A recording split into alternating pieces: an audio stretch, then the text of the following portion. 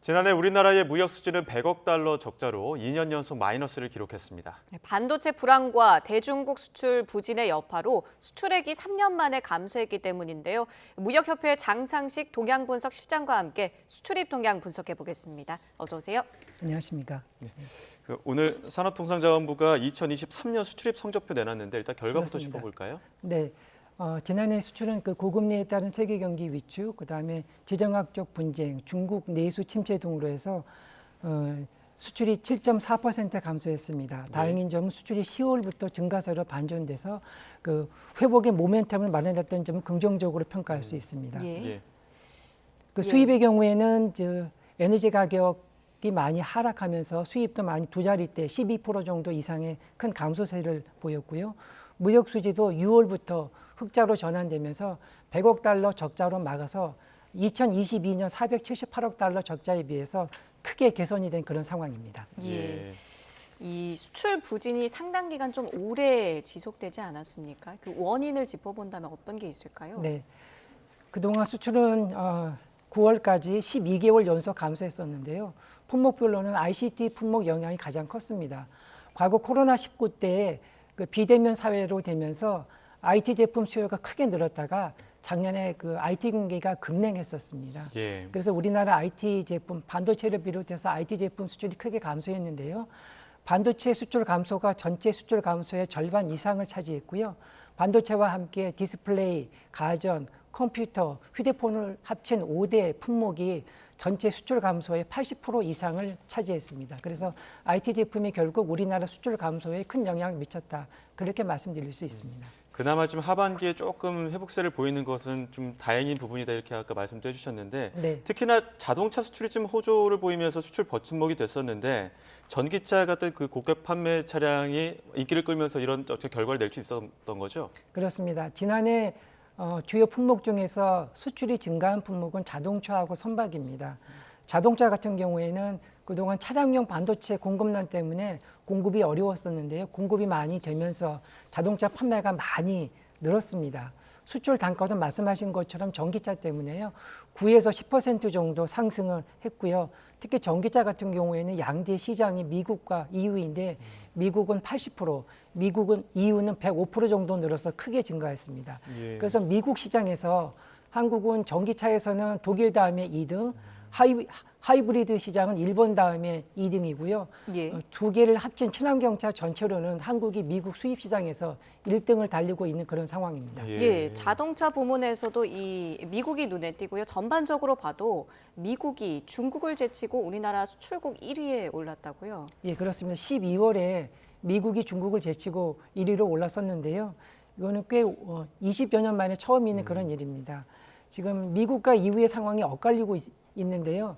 미국은 골고루 대부분의 품목에서 수출이 증가하고 있고 중국은 일부 품목만 증가세고 대부분의 품목에서 감소세가 나타나고 있습니다. 품목별로 말씀을 드리자면 예. 미국에서는 자동차나 자동차 부품, 배터리 원료, 그다음에 휴대폰, 심지어 화장품까지도 증가를 하고 있는 그런 상황입니다. 그리고 최근에 미국의 인프라 투자가 늘면서 건설 중장비나 전력기기들도 크게 호조세를 보이고 있는 그런 상황입니다. 그래서 우리나라의 미국 수입시장 점유율이 1980년대 후반 3저 호황 시기 이후에 가장 높은 점유율을 보이고 있는 그런 상황입니다. 반면 중국은 반도체가 11월부터 증가세를 보이고 있고요. 연간으로도 지금 증가세를 보이고 있는 품목은 스마트폰 부품이나 그다음에 일부 계측기 정도로 해서 아주 손에 꼽을 만한 품목만 증가세를 보이고 있고 나머지 대부분의 품목은 적자를 감소세를 면치 못하고 있는 그런 상황입니다. 예, 수출 시장 변화가 상당히 눈에 띄는데 좀 다른 부분에서도 새롭게 수출 규모 키우는 곳이 중동입니다. 보통 이제 아세안 시장이 3위 정도의 수출 시장이었는데 아세안 시장 규모는 조금 줄고 중동 시장의 어떤 수출 규모가 굉장히 많이 늘었다고요? 그렇습니다. 아세안은 저희 나라의 3등 수출 시장인데요. 아세안은 지난해 12% 이상 감소했고요. 중동 시장은 아세안보다는 수출 시장이 한 9분의 1 정도밖에 안 되지만 7.3% 정도 증가했습니다. 아세안의 그 수출 시장의 절반 정도는 베트남이 차지하고 있는데요. 예. 베트남 수출은 베트남 내수 시장이라기보다는 베트남에 진출한 한국과 서방 기업에 대한 IT 부품을 저희가 많이 공급을 하고 있는 그런 상황입니다. 예. 그런데 IT 제품 경기가 냉각이 되면서 베트남을 통한 제3국 수출이 어려워지면서 베트남 수출이 많이 둔화가 된 점이 아세안 수출이 감소한 가장 큰 이유가 되겠습니다. 중동 지역은 2022년 재작년에 러우 전쟁으로 국제 유가가 많이 올라가면서요. 그 소비 여력이 많이 커졌고요. 인프라 투자가 많이 늘어나면서 중고차를 포함한 자동차나 전력기기, 냉난방기, 철강 등 그런 그다음에 최근에 UAE에 대한 무기 수출까지 늘면서 전반적으로 호조세를 이어가고 있는 상황입니다. 예, 작년 수출은 이제 10월부터 플러스로 전환한 상태고요. 올해 전망은 어떻게 짚어볼 수 있을까요? 네, 제가 아까 우리나라 작년에 수출이 부진했던 원인이 IT 제품의 부진 때문이라고 예. 말씀을 드렸는데요. 예. 올해는 IT 제품 경기가 매우 좋은 곳으로 그렇게 나타나고 있습니다. 그래서 반도체를 비롯해서 휴대폰, 그다음에 가전, 그다음에 컴퓨터 등 모두 올해는 지난해보다는 수요가 월등히 좋아지기 때문에 올해는 전반적으로 저희 나라 수출이 7에서 8% 정도 증가할 것으로 전망이 됩니다. 예. 지금 말씀하신 것처럼 ICT 제품들 상당히 올해는 좀 좋게 전망이 되고 있는데 특히 이제 반도체만 딱 짚어먹고 본다면 반도체 시장은 어떻게 좀 전망할 수 있을까요? 네, 지난해 반도체가 10월까지 약 30%가 감소했는데요. 예. 단가와 물량으로 나누어 보면 물량은 8% 정도 증가했고요. 단가는 35% 이상 감소했습니다. 즉 반도체 수출 감소는 전적으로 단가 하락 때문이었는데요. 작년 8월을 저점으로 반도체 단가가 상승세로 전환되었습니다. 예. 아무래도 국내 삼성과 SK의 감산과 그다음에 HBM이라고 AI 서버에 들어가는 고대역폭 메모리와 같은 고가 제품 영향 때문입니다. 그래서 올해는 제가 아까 IT 경기가 좋아질 걸로 제가 말씀을 드렸습니다마는 예. 올해는 반도체 수출 물량도 늘어나고 단가도 상승하면서 올해 반도체 수출이 우리나라 수출을 견인할 것으로 그렇게 생각하고 있습니다. 예, 반도체 경기가 살아나면 그와 관련된 제품들도 같이 효과를 얻을 수가 있겠죠. 그렇습니다. 예. 반도체가 IT 경기의 바로미터 역할을 하고 있는데요. 예. 지금 전 세계 IT 전망 기관들의 자료를 보게 되면은요, 스마트폰이 약 한 4%, 태블릿은 1%, 노트북 PC는 5% 정도 수요가 늘어날 것으로 전망되고 있어서 올해는 반도체 외에 이런 여타 품목들도 그 수출이 증가하는 것으로 저희는 전망하고 있습니다. 예. 자동차 같은 경우에는 전기차의 약진이 굉장히 눈에 띄었었는데 올해는 또 미국 대선에 따라서 또 그 인플레이션 감축법 이런 변수들도 있지 않겠습니까? 올해 네. 전기차 전망을 어떻게 하십니까? 네, 지금 전기차 양대 시장이 미국과 EU라고 말씀을 드렸는데요. 두 개 시장이 약간 다른 모습을 보일 것으로 전망이 됩니다. 미국 같은 경우에는 중국 전기차가 상대적으로 배제가 되면서 저희의 경쟁 상대국은 미국 차나 독일 차나 일본 차인데요. 한국이 가격과 품질 면에서 밀리지 않기 때문에 상대적으로 선방이 이어질 것으로 전망이 됩니다. 예. 다만 지난해 워낙 좋았기 때문에 증가세는 좀 둔화될 것으로 보입니다. 예. 다만 이제 미국 같은 경우에는 11월 달에 대선이 있어서 화석 연료를 지지하는 트럼프가 당선될 경우에는 친환경 차량에 대한 선호도가 좀 둔화될 것 같아서 악재가 될 가능성이 없지 않고요. EU 같은 경우에는 최근에 그 중국산 테슬라에 대한 그런 보조금을 줄이기 위해서 지금 전기차에 대한 보조금을 독일과 프랑스를 중심으로 줄이고 있습니다. 여기에 한국차도 같이 보조금이 축소될 것으로 예상되기 때문에요. EU는 국가별로 내년 올해는 차별화된 모습을 보일 것으로 생각합니다. 예. 예. 올해도 미중 무역 갈등 계속 될 것 같고요. 또 자국 중심주의가 더 큰 변수가 될 텐데 올해 또 다른 변수가 있다면 네. 어떤 것들 짚어주실 수 있을까요? 올해 제가 생각하는 3대 리스크는 중국 경제 둔화, 그다음에 미중 갈등을 포함한 지정학적 리스크, 그다음에 각국의 선거에 따른 정권 교체 가능성입니다. 예. 지금 중국이 이제 양적 성장에서 질적 성장으로 변화가 되면서요. 자급도가 높아지고 첨단 산업을 육성하면서 저희의 어떤 그 수출길이 많이 어려워지고 있는 그런 상황입니다. 특히 저희가 주력으로 삼고 있는 석유화학이나 석유 제품, 철강 등은 이미 중국의 자급도가 100%를 넘어서 공급 과잉이 되고 있는 그런 상황입니다.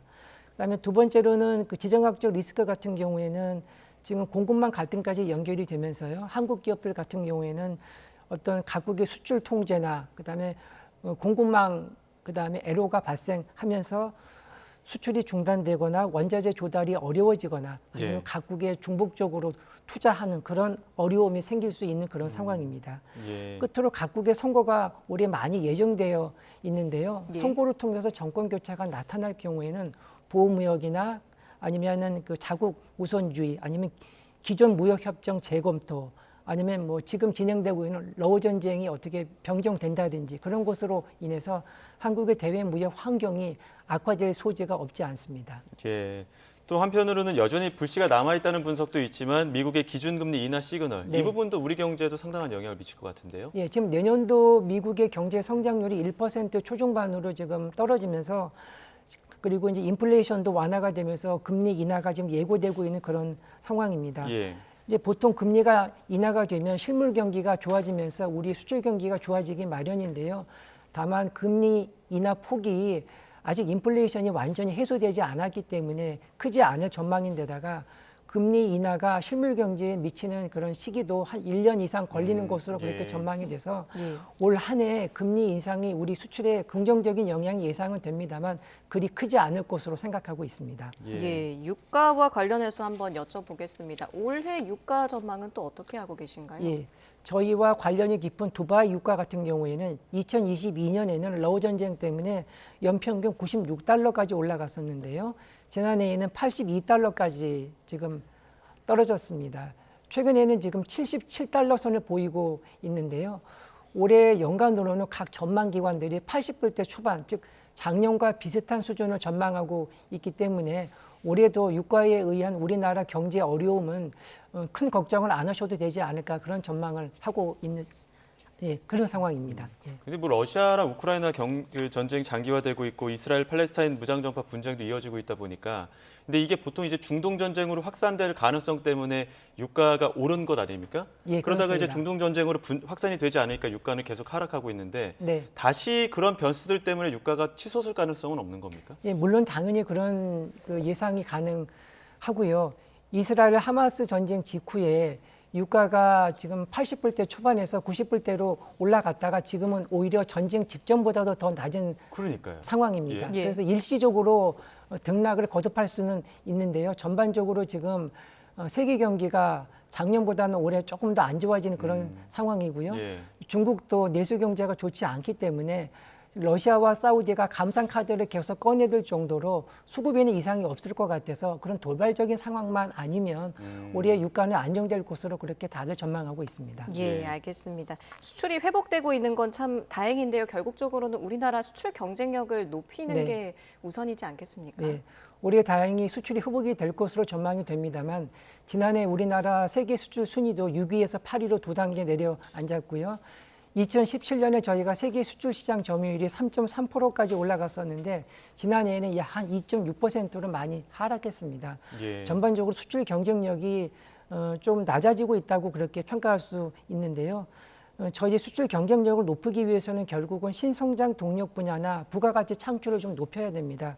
그러기 위해서는 저희가 바이오나 제약, 의료기기 같은 어떤 바이오 헬스, 항공우주, 신소재 같은 어떤 신산업에 대한 저희가 좀 그런 육성이 많이 필요할 것 같고요. 예. 최근에 중소기업에 대한 수출을 저희가 많이 장려하고 있지만 중소기업 수출이 아직도 많이 미흡한 그런 상황입니다. 그래서 예. 중소기업과 스타트업이 세계 시장에 많이 진출할 수 있도록 AI나 디지털 전환을 좀 많이 지원해 줘야 될 것으로 좀 생각이 듭니다. 특히 중소기업 같은 경우에는 만성적으로 애로를 호소하고 있는 분야가 인력 부족과 해외 예. 인증입니다. 예. 이제 그런 부분들을 좀 지원해 줘야 될 것 같고요. 신산업 지원을 위해서는 저희가 기존에 과거에 지금 만들어 놓은 규제를 저희가 좀 많이 풀어서 저희가 좀 신규 업체들이 새로운 산업에 많이 좀 나설 수 있도록 적극적인 좀 지원이 필요한 그런 상황입니다. 예. 마지막으로 올해 기대할 수 있는 경제 전망 혹은 뭐 변수라고 해야 될까요? 어떤 부분 좀 워낙 상저하고 이야기도 많이 나왔었고 네. 워낙 경기가 힘들다 이런 얘기 많이 나오다 보니까 네. 올해 좀 기대할 수 있는 경제적 긍정적인 전망이 있다면 어떤 게 네. 있을까요?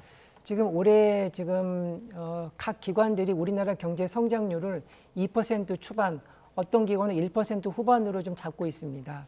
근데 지금 그나마 저희 나라가 경제 성장을 유지하기 위해서는 그 수출이 저희 버팀목인데요. 아까 말씀드린 것처럼 올해는 반도체를 비롯해서 IT 경기가 좋아지기 때문에 우리나라 수출이 많이 회복이 되면서 우리나라 경제 성장을 이끌 것으로 전망이 됩니다. 그래서 비록 내수가 좀 좋지 않더라도 수출 경기가 호전이 되면서 우리나라의 어려운 경제 상황이 그나마 많이 해소되지 않을까 그렇게 기대하고 있습니다. 예, 알겠습니다. 여기까지 듣도록 하겠습니다. 지금까지 무역협회 장상식 동향분석실장과 함께 수출입 동향 분석해봤습니다. 감사합니다. 고맙습니다.